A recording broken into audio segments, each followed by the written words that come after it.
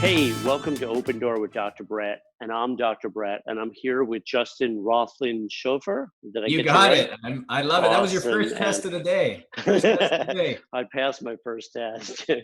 I've taken about 10,000 in this lifetime, by the way. And I'm like one of these people, I just don't want to take one more. So you're a high performance coach, you're a life coach, and you're a self-development coach.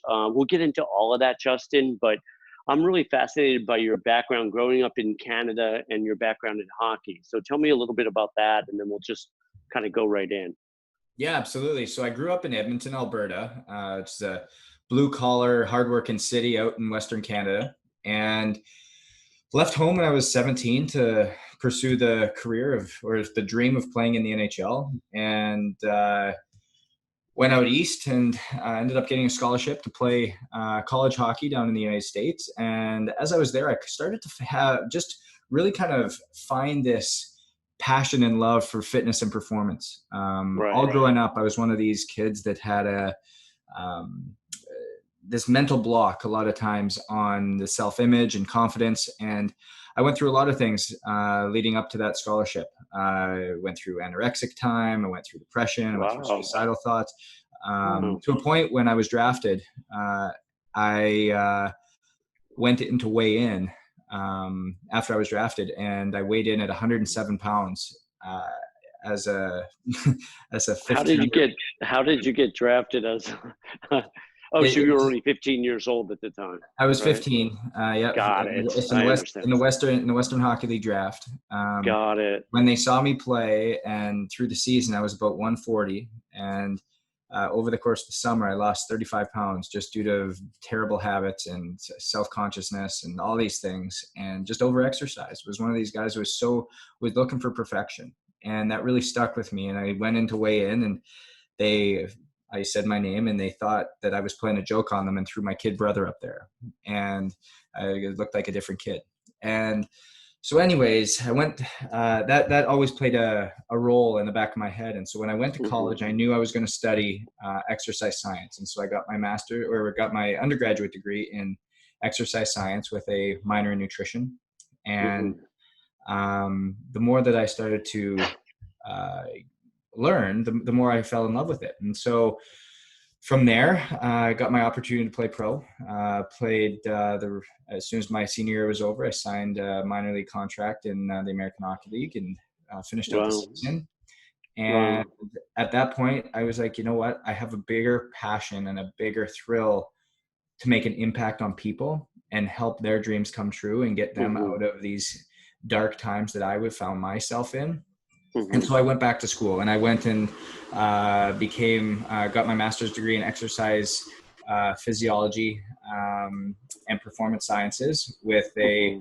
dual major in psychology. Hmm. And as I finished that, I went, and again, I still had this inkling that I wanted to be this. I wanted my name in lights still. That's what I wanted to do, is get to the NHL. I fell short as a player, so I need to get there as a coach. So I Got started it. to get deep into the data and the analytics. And that was about 7 years ago, when it wasn't the norm. And Hmm. I got my master's degree at the University of Louisville, was under the tutelage of Tina Murray, who's now the VP of Sport Performance for the Sacramento Kings, the NBA. And I went from there to the University of Miami of Ohio, took over their Hmm.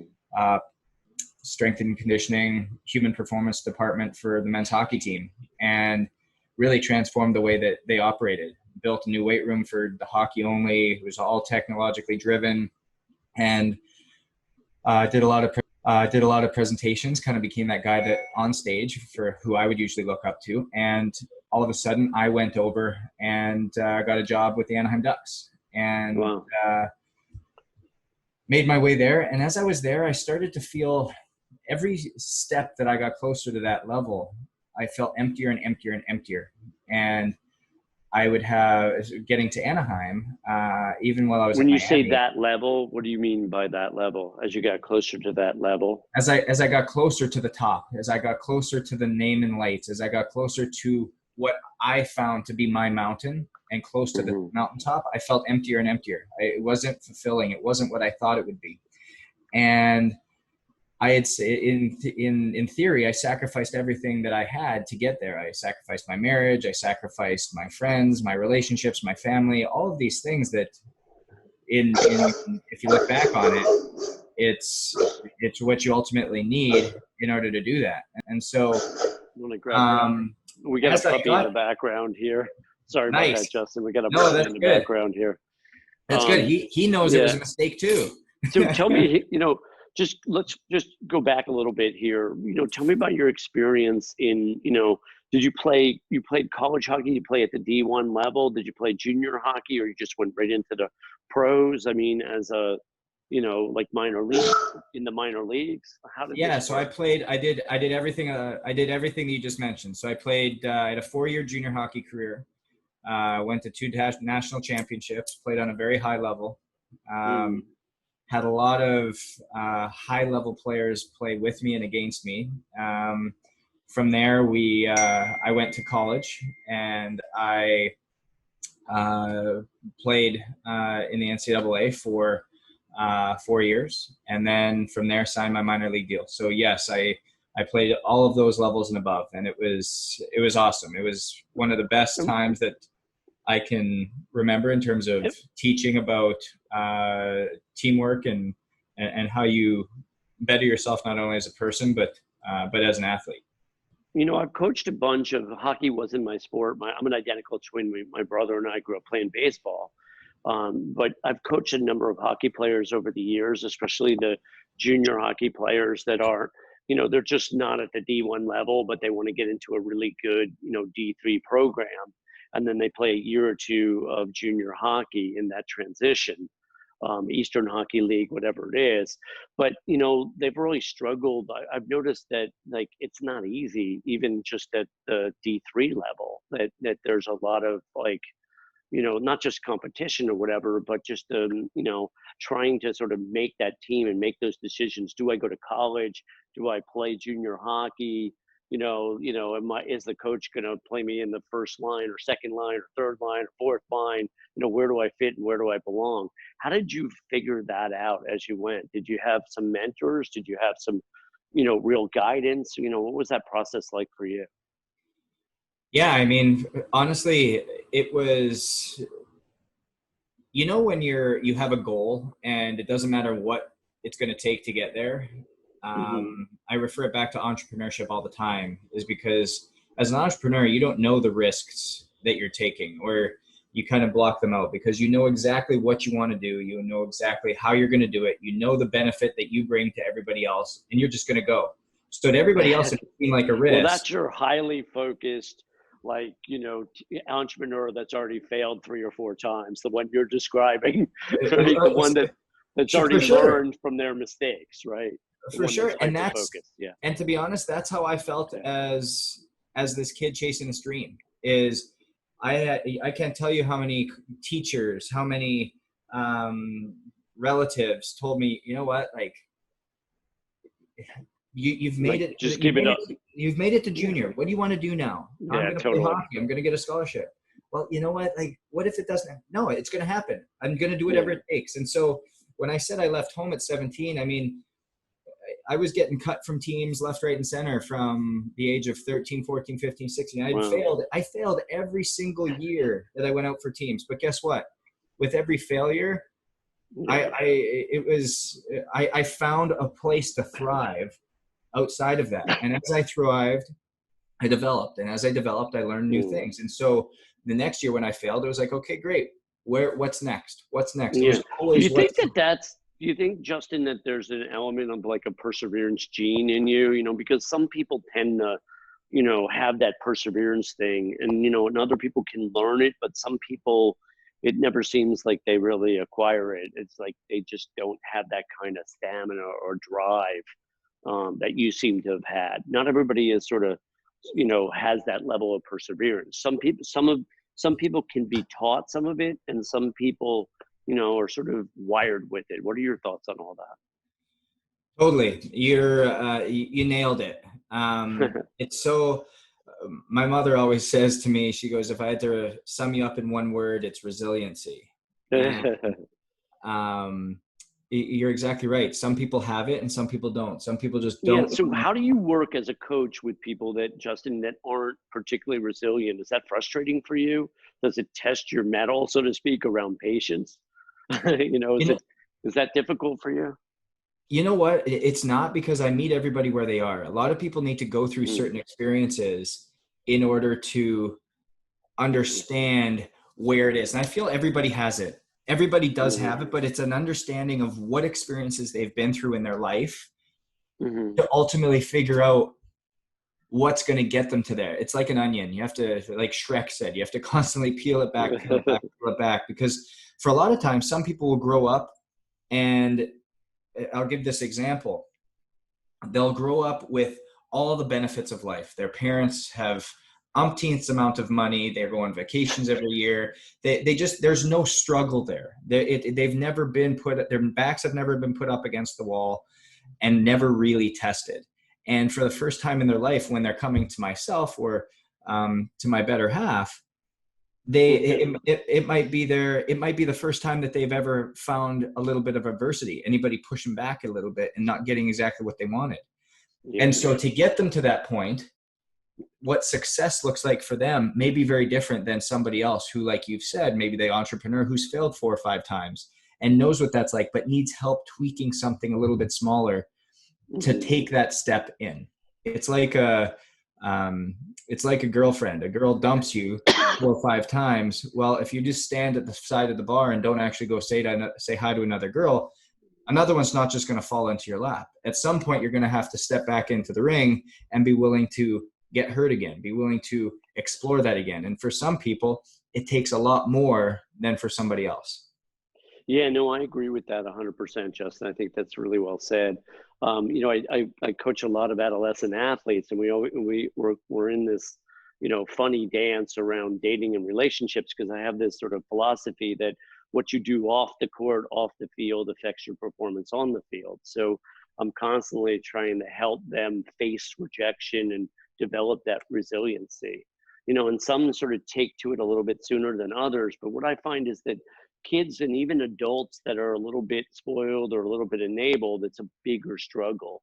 The more enabled they were along the way, it's a much harder journey in terms of that, sort of resiliency and the ability to sort of handle rejection and, get back on your feet and handle adversity. Have you found something similar?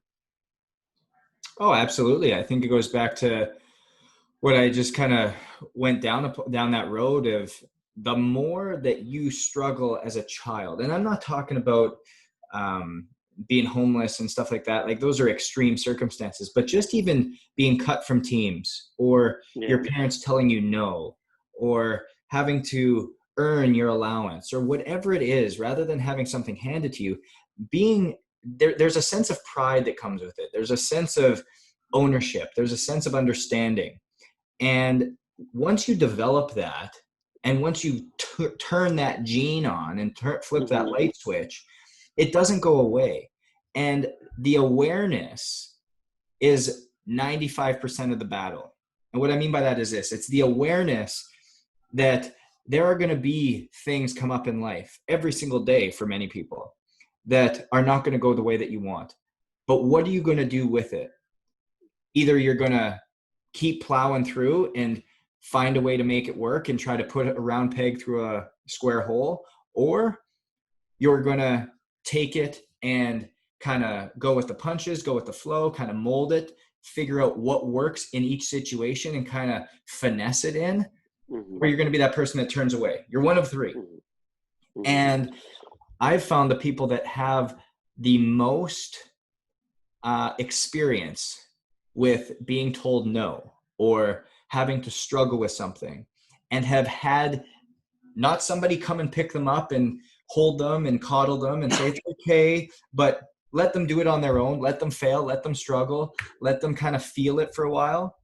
The earlier that age happens, the sooner they're going to be able to develop that gene that allows them to develop that skill that allows them to finesse it a little bit more and understand what it Yeah, means to it communicate. sounds like you would be, it sounds like you're going to be, or you are, a good parent, right? Because Like, one of the things I often say to parents is that, like, whatever you do, like, make it a little bit tough here. Don't make it too easy, right? Like, that, like, stretching your kids, with the positive reinforcement, obviously, as much as possible. But whatever you do, don't make it too easy and make them earn it. And it sounds like not only have you earned it in your lifetime, but it's something that you're, you know, teaching quite a bit, right? Helping people earn it, pushing them a little bit out of their comfort zone. Some people maybe a lot out of their comfort zone, depending on who you're dealing with. High performers, I would imagine, are people you could push a little bit harder. Exactly. With the clientele that Elise and I focus on, a lot of them have that aspect to them already. They need to be pushed a little bit harder in some circumstances, Hmm. but totally, it's something that we're really harping on and focusing on with our clientele that Hmm. we work with on a day-to-day basis, Hmm. and really kind of teaching them how to utilize it in their lives. Because Hmm. as much as this comes back to the awareness factor. As much as they do it almost intuitively, because they don't remember having to develop that as a child or having to develop that on their way Hmm. up. Once they become aware of, you know what, yeah, I did have to develop this. I did have to get to this point. And what Elise does so well is allow people to understand that, even though, because we work a lot with people in their relationships, is it's not just about you understanding how you're going to show up in any situation, but taking a look at how your spouse or your significant other shows up, and you get upset because they don't show up the same way you do. Well, maybe their upbringing was completely different than yours, and you can't understand why they're not showing up the same way you do, especially when you work together, if you're in an Yeah, entrepreneurship couple. it sounds like you got a doctorate in psychology, not physiology here. Yeah. Like, you're starting to sound a lot like a psychologist. It's really fascinating, though. What I found is that when I'm working with a lot of, I've worked with a lot of high performers as well. A lot of business people, entrepreneurs, hedge fund managers, as well as some, pretty top athletes. One of the things that I find, Justin, is that they really struggle around being. It's very hard to slow down and be in the moment and have nowhere to go, nothing to accomplish, and nothing to do. The real skills around emotional intimacy. So they can make a lot of money and they can perform at a really high level, but in their relationships, there's a real struggle, a real disconnect around being in the moment and creating that joy that occurs when there's nothing to accomplish. You're exactly right. And we call it the intimacy triangle, actually. So there's the intimacy at the top, there's thrill, and there's sensuality. And if that triangle is not an equilateral triangle, there's going to be some type of discomfort, some type of lack of balance in that relationship. And so ensuring that you have that triangle and equilaterally done through the course of your day-to-day, week-to-week, and just being accountable to that and aware of it, Yeah, I that's really ultimately like it. what Can you makes it repeat work. that triangle? I dropped my pen and I picked it up with my toe. That's So nice. You know what? That's a skill in of itself. That's dexterity.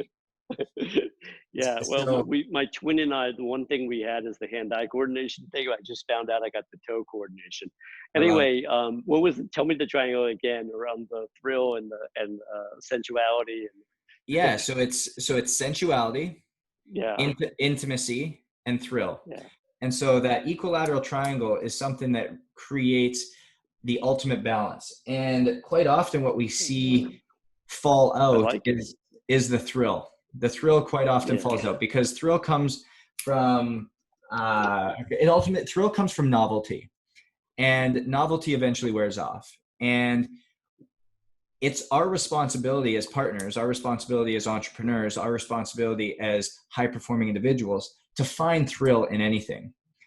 I'll give you three different examples. One, this is where we work. One is in your physical fitness routine. A lot of times, where does it become hard? It's not the new program that you get. It's not the new 30-day challenge that you get that becomes hard. It becomes hard on when it's the dog days of winter and you're sitting at home and you just want to have that big old chili burger and curl up and watch a football game on a Sunday afternoon with chips and guac. Like, that's when it becomes hard, when it's not fun, new, and sexy. But it's your responsibility to find thrill in that. That is what creates the longevity. Same thing with the Well, I relationship. think people are finding the thrill in the nachos. but it's again, I mean, it's a novelty. It's something no, that's going to come and then it's I going to go. got you. Um, I'm with you, Justin. I got you. But it's interesting, the sensuality and intimacy piece. I mean, this is really interesting. You have a lot of depth here. It's really fascinating, that you're so involved in these other components because a lot of people with backgrounds, as athletic trainers or high performance coaches and stuff, they don't really necessarily, go into the world of intimacy and certainly not sensuality. And the thrill part makes a lot of sense in terms of the novelty and the responsibility to create that. I often say playfully, if you're a righty, eat with your left hand, do something different, get creative. It's just a metaphor, right? We're getting creative, but it seems like you've developed a pretty bang up attitude. Was it, obviously you've done a lot of suffering. I mean, you described a little bit at the beginning of our podcast, some of the challenges emotionally and psychologically around eating and around diet and around your, physique and so on. But what was the sort of like hardest thing you've ever been through that sort of made you sort of look under the hood? Like it feels like you really took an intense look under the hood, which a lot of people don't do on this planet. Yeah, it was, there's two things to answer that. One was reaching what I have coined as my ultimate failure, which was having massive amounts of success, both financially and from a career standpoint, and with no fulfillment. So reaching success without fulfillment, that was number one. And number two was my divorce. Those two things just happened to happen simultaneously. And it really caused me to take a look, like you said, whether it's take a look under the hood, take a look in the mirror, and really question who I was becoming and what I was doing. And that point was me getting to Anaheim and coaching in the NHL and accomplishing my ultimate dream, but then also too, ending my marriage and doing that at the cost of getting to where I wanted to be. And my true calling deep down inside has always been entrepreneurship. And when you think about what entrepreneurship is, there's the people that are doers. And I think the true definition of entrepreneurship is seeing the way the status quo is and wanting to challenge and change that. And that was what I did. And it was the moment that I stepped out of my comfort zone and challenged myself to not only be a better person, but also serve people in a completely different way, did I start to find my true fulfillment, my true calling. Elise came into my life at that point. And we took the strengths of which we both possessed, her being a VP at Christian Louboutin, and myself obviously having a very heavy performance background, using data and metrics and everything from the nutrition to the mindset to the physicality side, and married those two together. And the big area that we were missing was the relationship side. And so we took it upon ourselves to learn. We took it upon ourselves to take multiple years to get coaches, to go to conferences, to go to read, to develop on how entrepreneurs, how business people, executives, CEOs can master their health and wellness while also maintaining a very healthy lifestyle at home. Because how many times do you see it where your executive is crushing it at work, or the entrepreneur's business is absolutely motoring, but they're gaining 40 pounds while doing it, they aren't sleeping well, and their marriage is in shambles, or their family is non-existent. And so that's really what our calling was, is we wanted to create change, not just for a 4-month challenge, not just for a 1-month challenge, but something that was sustainable, something that created education and empowerment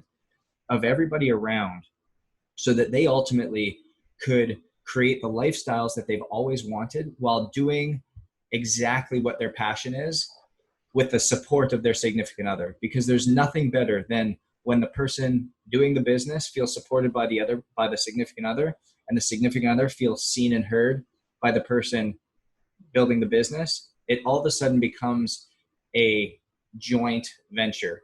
And when the health and wellness part is there, that's the foundation. That is what gives you the energy to do the work.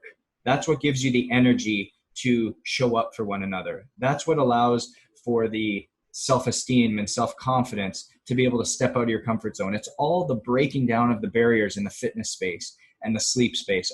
That's all the foundation. Then everything else becomes something that you can work on. Because let's face it, all the people in the magazines, all the people who want these get rich quick schemes that fix the marriage in 20 days, they don't want to tell you that it's going to take work. But if you're a business Sounds owner, like, yeah, if you're in a relationship, a marriage, you know that it takes work. yeah. And that is where having the energy and the resolve and the resiliency to do so from balancing I also feel like there's another distinction in there, Justin. There's this distinction about the willingness to look at your own ego and to get off it, so to speak. You know what I mean? The willingness to, to address things that a lot of people, aren't willing to address. A lot of successful people, they make it in part because of their own ego, and that part of them also sabotages them at some point later down the road, right? Whether it's around intimacy or sort of hitting a upper limit, or whether they truly deserve it or not, they wind up with addictions and so on. So I feel like what you're also communicating is you were able to, somehow find a way to sort of take on your own limitations and look at your own ego. And that's not crazy common, especially among very driven people. So I think that's pretty amazing. Thank you. It was definitely it was definitely a journey. It didn't happen overnight. It was hard. It's probably one of the hardest things I've had to do because there was a lot of things I needed to take a look at. You talk about addiction, and I did go down that road with opiates for a little while because you start to feel so many things, and you start to have this not necessarily a full understanding of what's truly happening inside of you, and life starts to become out of control. And that's how it became for me very quickly in a small period of time, at that peak that I told you about. And that's often the case, right? When you have, more success than maybe a part of you is ready for, the part of you that deserves, so to speak. Yep. Right. So if there's a part of us that doesn't feel good enough or doesn't feel lovable or doesn't deserve, right, then on some level we're going to sabotage that success. And it sounds like you've created a career in part because you were able to address that and fix that in you. And now you're teaching, living and teaching like how to help people move through all these different blocks, obstacles, self-sabotages, and so on. Is that accurate? Yeah, I would definitely say so. And I think a big part that's there as well that it can't be overlooked is that I'm doing it with Your my partner. best friend. Yeah, And your best friend. Yeah. we No, I and understand that one. and being Yeah. able to do it together and No. the pull the strengths that we both have to be able Hmm. to then empower other people that Hmm. would love to embody those things that we possess and have. It really allows us to teach, lead, and impact in a very affluent and exceptional way, because there's things Elise does that I couldn't touch. And there's things that I do that she can't touch, simply Right. because that's where our skill sets lie. Yeah. And I think being humble enough and grateful enough to understand that we can do this together. And I mean, it's the cliche term of, you want to go fast, go alone. You want to go far, go together. That's what we've been able to do with Own It. And that's the name of our company, is Own It, because it requires you to step up and actually take action on what you're doing, and Yeah, it's a own. great, it's a really great name and brand, Own It, because I'm like you're saying, Really, it is about owning it, and it sounds like you found a way to do it in partnership. I met my wife 2.5 years ago on a blind date in Bangkok, and I knew right away, like, because I've had a lot of experiences. I was older, had a lot of girlfriends, and I just didn't do a traditional journey that way. Because I was a psychologist in the burbs for a long time, and I was looking at all these lives and all these people that were so-called successful, and it didn't feel like success to me. There wasn't a deeper sense of fulfillment there. And so when I met my partner, I knew it, I could feel it right away. I told a bunch of people that, that if this woman could stay present with me, then I think I'm going to marry her. Or I didn't say I think, I'm going to marry her, with the, caveat of the ability to stay present. It sounds like the two of you guys have found that, also that pathway to staying present with each other, on a pretty consistent basis, as sort of the essence of the partnership, I would imagine. Is that accurate? 100%. And it hasn't come without work.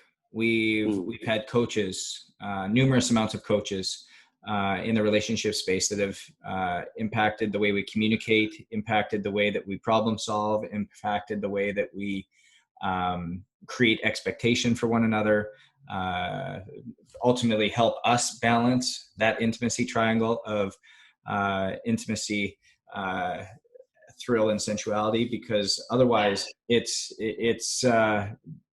so easy to get off track, especially when you're in business together. I love it, Justin. I think that's a good place for us to stop. Justin Roethlingshoefer, You right? got it. You Again, got right? it. Hey, and I'm Dr. Brett, and I really appreciate who you are. I'm very impressed with who you are. I think you've found a way to really put this thing together well. So congratulations. Thank you And so much. congratulations on having a wonderful partnership. Thanks again. I'm Dr. Brett.